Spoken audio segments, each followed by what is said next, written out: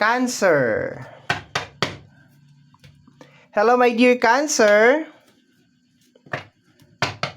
Welcome back sa ating YouTube channel. My name is RJ, your tarot card reader. At ang gagawin natin ngayon is yung ating daily reading para po to sa araw ng May 31, 2026. Titingnan natin, my dear, kung anong mga eksena kaganapan sa area ng overall energy, sa area ng money and career, sa area ng love, okay? So, lahat yan sisilipin natin, my dear. Pero bago tayo mag-start ng ating reading, magpapasalamat po muna ako. Gusto ko lang po magpasalamat doon sa ating mga abangers, sa mga walang sawang naghihintay at nag-aabang ng kanilang readings. Maraming salamat po. Gusto ko rin pong magpasalamat dun sa mga napadaan, napasilip lang po sa ating channel. Thank you so much for dropping by.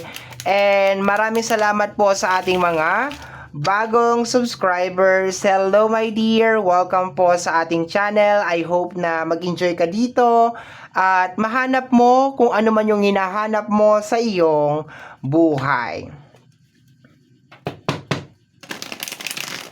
Ang tanging hiling at dasal ko po sa ating buong may kapal na ang mga readings na ginagawa ko ay nakakatulong po sa ating lahat. Let's go tayo, Cancer. Tingnan natin kung anong meron sa araw na ito. May 31, 2026. Start tayo sa sa overall energy. Tingnan natin kung anong meron ngayong araw na ito. Okay. I think that's good enough. Let me see, Cancer, what is going on. May 31, the Four of Swords. Four of Swords kasama ay the Sun card, okay, and the Two of Cups. Sa energy ng Four of Swords is more on parang trust the process, okay? You need to believe na kung ano man tong bagay na ito, my dear, is makukuha mo or mangyayari. Sa energy ng Two of Cups, although most of the time ang nare-receive ko dito is energy ng relationship, energy ng connection, this time nakukuha ko, my dear, yung energy na parang hindi siya naglalaro sa energy ng relationship, hindi din siya naglalaro sa area ng money and career. Parang pinagsama yung dalawang energy and naglalabas siya na parang hindi ka sure. No, it's more on parang meron kang self-doubt. Okay, kung ano man yung bagay na yan na naglagay ka ng energy, parang meron kang self-doubt, meron kang pagdududa, mababa yung energy, my dear, okay? Pero sinasabi, my dear, na ito yung araw na you need to trust the process, okay?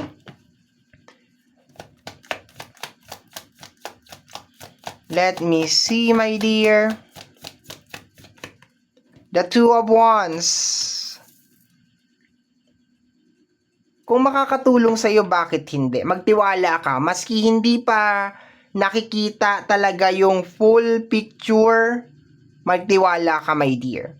Kasi parang ang nangyayari dito sa spread natin ngayon is ikaw mismo, meron kang doubt or meron kang pagdududa dun sa isang bagay na gusto mong mangyari. So, consider pa rin siya as stuck na energy sa Two of Wands, okay? Pwede din tong relationship, although nabanggit ko kanina na yung nilalabas na energy ng Two of Cups is hindi talaga siya 100% na relationship, pero magre-resonate to especially kung merong nanliligaw sa'yo or parang merong gustong bumalik sa buhay mo, okay, na isang tao, okay? So, possible na kung i-connect ko siya sa relationship, although wala pa naman yung relationship card natin over here, na baka meron nanghihingi ng second chance or baka meron nanliligaw, okay? Let me see, my dear. Kumbaga parang sinasabi na wag ka masyado may stress ngayong araw na to Trust the process. Maniwala ka, my dear. We have here the energy of the Wheel of Fortune. Definitely. Okay? Baka meron gustong bumalik. Pero sa energy ng Wheel of Fortune, you need to be in charge. Okay? Natapat siya sa energy ng Sword. So, ibig sabihin, parang wag masyado mag-overthink talaga ngayong araw na to. Okay? Yung magiging outcome nitong situation na to ay nakadepende sa'yo.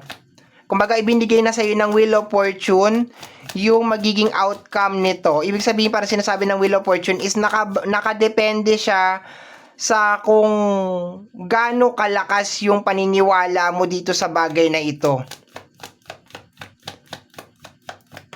It's more on the steering wheel. The Hermit card. Okay. Tatlong major arcana, Wheel of Fortune, Sun card, the Hermit card. Okay, I think natatakot ka lang, my dear, no? Pero sinasabi dito parang ituloy mo eh. I-push mo talaga. No, i-push mo. May titingnan natin sa money and career, ha? Nag-energy checking pa lang ako. Tingnan natin. We have here the energy of the Temperance. Sure success na to, my dear. 4 na major arcana. 1, 2, 3, 4. Okay? I think baka meron ka lang talagang mga trauma. Di ba nabanggit ko kanina, there's a possibility, my dear, na meron mga tao na gustong bumalik sa buhay mo, or baka meron nandiligaw sa area ng connection, ay sa area ng relationship, okay? So, baka meron ka mga traumatic experience. Ganun na rin, my dear, sa area ng money and career. Baka meron ka mga traumatic experience. Kaya, maski alam mo, my dear, na dapat gawin mo tong isang bagay na ito or ipagpatuloy mo tong bagay na to, nandun ka, my dear, sa moment na nagdududa ka. Nagdududa ka talaga, my dear. Okay? Let me see. We have here the energy of the Star. Okay. Gitna ka lang, balance ka lang, my dear. Ang Star kasi is more on balancing, my dear. Yung dalawang aspeto, my dear, ng energy. So, normally, may nilalabas na card. Yes, balancing. Meron kang 2 of Wands. So, aaurahan ko to. Anong daladala mong element? Water ba? Kasi may mga dala tong element, my dear, eh. I think sword. So, kung meron man tong daladala na sword, it is more on the 3 of sword and the 4 of sword. Correct. May 4 of sword ka dito. Okay. 3 of sword and the 4 of sword. Okay. Yun ang nakukuha ko sa energy ng Star. Basta, ang 3 of sword, ang Star sa akin lately, my dear, is meron siyang dala-dala na laging dalawang card. Sa lahat ng element. Okay, sa element ng water, ng fire, ng earth, ng air, lagi yung meron. Pero to the point na sword kasi yung nauna mong card over here, possible na nasa air ito. So, kung meron dalawang card na dala-dala to is between the energy of the 3 of sword and the 4 of sword. No, yun ang nakukuha ko. Yun ang kinakailangan mong i-balance. Yung mag-focus ka sa energy ng 3 of sword, which is yung tatlong, yung puso na may 3 sword, okay. Mamaya tanungin mo naman ako, saan mo nakuha yun? Paano mo nakuha yung 3 of sword? Okay, this is the secret. O, sige na, share ko na. Share ko na ba? Wag na. Akin na lang yun. Kanya-kanya naman ang style ng mga tarot card reader. Basta akin na lang yun. Basta, ang Star, my dear, lagi yan meron dala-dala na dalawang card. Lagi yan may mayroon yan siyang binabalance, my dear, na dalawang card. Ganon, my dear, ang Star. To the point na meron ka rin ditong energy ng 2 of Wands, meron kang stack na energy, yun ang binabalance ng Star. So, sa araw na to, my dear, kinakailangan mo mamili between the 4 of Sword at saka 3 of Sword. Which is sinabi dito, my dear, na kinakailangan doon ka sa 4 of Sword. Okay? Lately, mahilig ako mag-share ng mga secret ko sa tarot, pero I think it's better na wag na. Okay. So, let's go tayo, my dear. Kasi mas maganda, my dear, kung mahahanap ninyo yung sarili ninyo sa pagtataro. Hindi yung makukuha lang ninyo sa ibang tao. Yung, basta yun na yun. Paliwanag na naman ako. Meron na namang Star over here, okay? Piliin mo ang 4 of Swords. Relax, my dear, ngayong araw na to. Relax. Take it easy. Take it easy, my dear. Trust the process. Sinasabi na sa'yo dito, my dear, na oo, makukuha mo yan. Kung ano man yung bagay na yan, you just need to believe. Kung meron mga tao na nangingi ng second chance, give them a second chance. Kung meron mga tao na gustong pumasok sa buhay mo, papasukin mo, my dear. Yun nga lang, dahil may nangyari na sa'yo, my dear, in the past, huwag mo kalimutan yung nangyari sa'yo in the past para pag nakitaan mo na, my dear, ng mga something itong tao na ito, di ba? Let's go tayo, my dear. Punta tayo sa area ng money and career. Okay, what is this? We have here the energy of the Ten of Wands, the King of Wands. Okay, nakikita ko dito yung gigil mo, my dear, sa mga bagay na gusto mo. Struggling ka sa area ng money, no? Sabay-sabay ang mga problema, sabay-sabay ang mga manifestation. King of Wands, medyo may pagka-aggressive tong card na ito, okay? Lately, siguro meron ka mga wrong decision na ginawa sa buhay mo, ay sa usapin ng financial, no? Kasi Sun card, Hermit card, and the King of Wands, hindi yan maganda, my dear, na combination. Okay? Minsan nagre-release yan, my dear, na parang nandun ka, my dear, sa moment na ang nakita mo lang sa sunflower is yung positive na side. Hindi mo nakita yung negative na side ng sunflower. Okay? May negative na side ng sunflower. Okay? Meron yan. No? So, I can feel, my dear, na siguro lately sa usapin ng financial, meron ka mga pagsisisi. Okay? And baka pasan-pasan mo na ngayon yung mga consequence of your actions sa usapin ng financial, pero sinasabi dito, my dear, na take it slow, relax, take it slowly, be gentle with yourself. Kung nagtatanong ka, ma-overcome mo ba itong problema na to? To answer your question, yes. Siyempre, hindi mo ma-overcome yan kung magpupokus ka na magpupokus dun sa Three of Swords. Diba? Once again, yung star. Let me see, my dear. We have here the energy of the Six of Pentacles. Okay? Nakukuha ko dito, baka naloko ka, no? Na-scam ka before. Baka na-scam ka before. Okay? We have here the energy of the Temperance, balancing. Okay? Medyo, marami nangyayari sa usapin ng financial. Medyo naging out of control ka or baka na-scam ka. Basta lumabas yung pera tapos baka hindi na siya bumalik. Okay? Ganun ang nangyari. Lumabas yung pera tapos hindi na siya bumalik. Okay? Naging aggressive ka. Okay? Hindi mo masyadong napag-aralan yung sitwasyon. It's okay. Part yan ng journey natin. Although, wala na kasi tayong magagawa eh. Kung magpupokus tayo dun sa negative na naloko ka, hindi mo ganito, naging out of control, lalo kang mai-stuck. Nangyari, my dear. Wala na tayong magagawa doon. Okay, let me see. Next card, Cancer.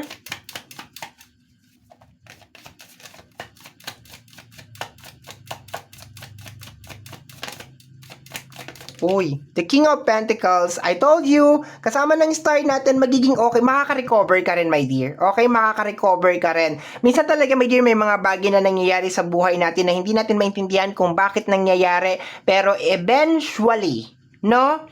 Pag na-overcome na natin siya, doon natin maiisip na, okay, kaya pala nangyari sa akin yon. Alam mo kasi, my dear, yung mga king na yan, itong mga king na to, King of Wands, King, may mabigat na obligasyon yan sila. Hindi ka pwedeng maging king tapos nandun ka lang nakapokus sa power, sa success, hindi.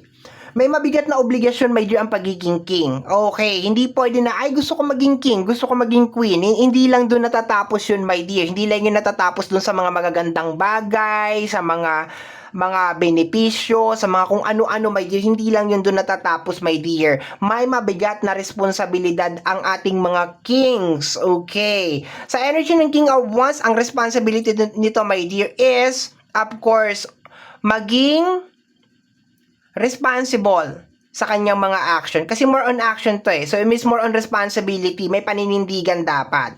King of Pentacles, kinakailangan dito ng matinding pagmamanage sa usapin ng mga resources. Okay? Kung ano yung nasasakupan nila, Wands to, may kinalaman sa action. Pentacles to, may kinalaman sa pera. So, ito, may kinalaman sa action. Dapat, aware siya sa mga action niya. Ito naman, may kinalaman sa pera, material. So, dapat nandoon yun, my dear, okay? So, baka nangyari sa'yo ito, my dear, sa usapin ng pinansyal kasi kailangan ma-master mo yung dalawa na yan. Yung King of Wands at saka yung King of Pentacles. Okay, the Emperor, 'di ba? Lalong tumaas. 'Di ba? Kapartner ng ating 10 of Wands is the Emperor. Okay. So this is a reminder, my dear Cancer, the more na mas mataas ang gusto mo marating sa buhay, the more na mas mabigat. Okay? The more na mas kinakailangan ng mga disciplinary action. The more na mas kinakailangan ng maraming awareness. Okay? Nagkakaintindihan po ba? Let's go tayo. Hindi pwede na mag-manifest ka lang, my dear, na, ay, gusto kong yumaman, gusto ko maging bilyonaryo, gusto ko maging ganito. O, tapos, we have here the energy of the Two of Wands. My dear, paninindigan to. No, pag pinasok mo, kailangan talaga manindigan ka. The King of Wands and the Two of Wands, okay? Move forward lang talaga tayo, my dear, okay? And maging confident ka talaga, my dear, this time na you learn your lesson from the past, kung ano may nangyari, my dear, sa'yo. Kung lately nagkamali ka man sa mga decision mo, mga ganon. We have here the energy of the Hangman. I told you, nangyari to, my dear, sa energy ng Six of Pentacles na medyo naging out of control ka sa usapin ng pinansyal, na wala sa balance or naloko ka. Nilagay ka sa energy ng Hangman kasi meron kang matututunan dyan. Okay? Ganyan lagi ang Hangman. Ibig sabihin, merong awakening. Merong kinakailangan ma-break, my dear, sa'yo. Okay? May kinakailangan mabuksan. At ang tanging paraan, my dear, para mabuksan yung bagay na yon o yung kung ano may dapat mabuksan, my dear, is ilagay ka dun sa sitwasyon na hindi ka aya-aya. Okay? Everything happened for a reason, my dear. Let me see, patingin ako, pakiclarify po si King of Pentacles. We have here the Empress. Okay, maturity. Very, very good. Okay? Kita mo nasa iyo, my dear, yung energy ng Emperor at saka ng Empress. Mataas na mga card to. May success ka sa energy ng money and career. Yun nga lang siguro, my dear, lately parang hindi mo alam na meron to mga kinakailangan na mga obligation and responsibility. Baka natapos lang talaga, my dear, yung pagkakaintindi mo dito, my dear, na ay meron akong pera, okay na to. Ganon. No, syempre pag meron kang pera, kailangan pangalagaan. Okay. So, pero so far, my dear, kung meron kang mga pinagdadaanan ngayon, magiging okay yan. You just need to trust the process, my dear. Okay? At wag na ungkatin yung mga nangyari in the past. Matuto na lang doon. Diba? Hindi na natin kayang i-rewind. Nangyari na nangyari. Naloko ka, na-scam ka, naging out of control yung paglalabas ng pera. Wala tayong magagawa, my dear, nangyari na ang nangyari. Matuto na lang sa pagkakamali, okay? Let's go tayo sa area ng LOBE, love. What is going on? We have here the energy of the Two of Swords. Meron ba tayong Two of Swords? Two of Wands lang ang meron. And the energy of the Lovers, okay? Itong relationship na ito, my dear, hindi ito uusad nang hindi kayo nagkakasundo. Kaya sinasabi ng card dito, kayo ay iisa. Kayo na ay iisa. Kahit na magkahiwalay kayo, magkaibang katawan, kayo ay iisa. So, kinakailangan, my dear, meron mga issue na kinakailangan pag-usapan. Meron mga bagay na kinakailangan nagkakasundo kayong dalawa. So, sa energy ng Two of Swords at saka ng The Lovers, baka hindi kayo nagkakasundo. Baka hindi kayo nagkakasundo sa loob ng relationship. Okay? So, sabi ko kanina, there's a possibility, my dear, na meron mga tao magbabalik. So, pag-usapan yan, okay? Maging open sa mga issue, sa mga hindi pagkakaunawaan, okay? Bago pabalikin, okay? Bigyan ng second chance, pag-usapan. Sa mga tao naman, my dear, na nanliligaw sa'yo or gusto pumasok sa buhay mo, baka as of this moment, hindi kayo nagkakaintindihan because of marami pa rin kayong mga sekreto na hindi sinasabi sa bawat isa. So, kung hindi yan mabibreak or hindi yan makakrack yung code na yan or hindi yan makakrack, my dear, hindi talaga kayo magkakasundo. Kasi ang relationship is kinakailangan talaga maging open kayo sa bawat isa. Ngayon, kung hindi kayo magiging open, ay nako, merong isa talaga na magsasuffer. We have here the energy of the Emperor. Ikaw na mag-initiate, my dear, sa loob ng relationship. No? Magpakatotoo ka na dyan. No? Ngayon, kung talagang mahal ka, tatanggapin ka niyan. Ngayon, kung hindi ka naman mahal, edi Tingnan mo, may emperor ka sa money, may emperor ka rin sa love. Ibig sabihin, you need to be in charge, my dear Cancer, sa loob ng money and career. Sa area of responsibility mo, you need to be in control. Kasi baka siguro nagkaganito to, ang napakarami mong trauma in the past, ngayon nahihirapan ka na mag-umpisa because siguro sa usapin ng pinansyal, hinayaan mong ibang tao ang mag-control, kaya yun, na-scam ka, naloko ka. Sa usapin naman, my dear, ng love, wala nagmamaneho sa usapin ng relationship, no? Puro ano na lang, ayaw magsalita, ayaw mag-open up, wala mangyayari sa loob ng relationship nyo. Okay, let me see, my dear. The Page of Cups, okay, may kinalaman sa usapin ng emotion. Learn how to manage yung emotion. Okay, kinakailangan ng growth, maturity sa loob ng relationship. Okay, kinakailangan yon. Control ng emosyon, okay, iwasan ng pagiging isip bata, okay, sa loob ng relationship. Tingnan natin. We have here the energy of the devil. May nangyayari sa loob ng relationship na hindi maganda, ha? Pag-usapan to, my dear. Okay? Kung meron man mga naghiwalay lately, ang problema dito is may kinalaman kay devil, which is connected sa energy ng wrongdoing or wrong action. Okay? Ayan. Let me see, what is this? We have here the energy of the King of Sword. Okay? My dear, ikaw talagang magmamaneho sa loob ng relationship. Okay, pakita mo na yung totoong kung sino ka, yung ugali mo, ipakita mo na lahat, my dear. Ngayon, pag hindi talaga kaya ng tao na yan, magbaback out din yan. Magbaback out yan. Kung talagang mahal ka niyan, tatanggapin niya kung sino ka at kung ano ka. 'Di ba? Sabihin mo na yung mga gusto mong sabihin sa loob ng relationship. Ikaw na yung mag-initiate ng conversation. Ikaw na yung mag-open up na ay hindi ko gusto yung ganito kasi ganito ka, gumagawa ka ng mga devil action, ganyan. Okay? We have here the energy of the Four of Sword. Okay. Trust the process. May Four of Sword ka doon. This is a confirmation, my dear, sa sinabi ko kanina kay Star na dapat mag-focus ka sa energy ng Four of Sword, which is more on relax, kalma, ganun lang. Hayaan mo lang mag-flow yung mga bagay-bagay sa usapin ng career, hayaan mo lang mag-flow. Sa usapin ng love, hayaan mo lang din mag-flow. Okay? As long as natural yung nangyayari, nothing can go wrong. We have here the energy of the Seven of Cups. This is energy of illusion. May illusion sa loob ng love. Okay? Kailangan tong ma-break. Kailangan tong makita. Meron tayong devil card over here. So, probably this is something na hindi maganda kasi may devil card. Huwag magbulag-bulagan. Huwag magbingi-bingihan. Kung meron ka napansin, my dear, na something wrong or something mali sa loob ng relationship, please open up para mapag-usapan. Okay? So, yon.